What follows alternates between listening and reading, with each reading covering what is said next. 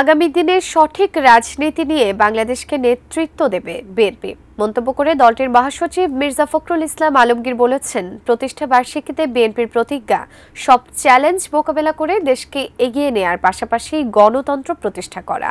৪৬তম প্রতিষ্ঠা বার্ষিকী উপলক্ষে সকালে রাজধানী চন্দ্রিমা উদ্যানে দলের প্রতিষ্ঠাতা জিয়াউর রহমানকে সমাধিতে শ্রদ্ধা জানায় বিএনপি।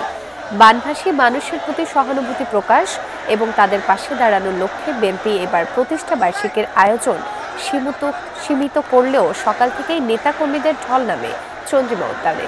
কেন্দ্রীয়ভাবে শ্রদ্ধা নিবেদনের পর দলের বিভিন্ন অঙ্গ ও সহযোগী সংগঠনও শ্রদ্ধা জানায় দলের প্রতিষ্ঠার সমাধিতে।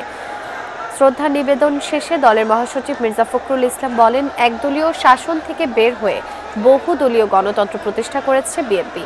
জিয়াউর রহমানের ১৯ দফা জাতিকে দিক নির্দেশনা দিয়েছে, যাতে বিনির্মাণ হয়েছে আজকের আধুনিক বাংলাদেশ। আমরা বিশ্বাস করি বাংলাদেশ জাতীয়তাবাদী দল সবসময় নেতৃত্ব দিয়েছে, আগামী দিনেও তার সঠিক রাজনীতি এবং জনগণকে সঙ্গে নিয়ে আবারও সঠিকভাবেই সামনের দিকে এগিয়ে যাবে।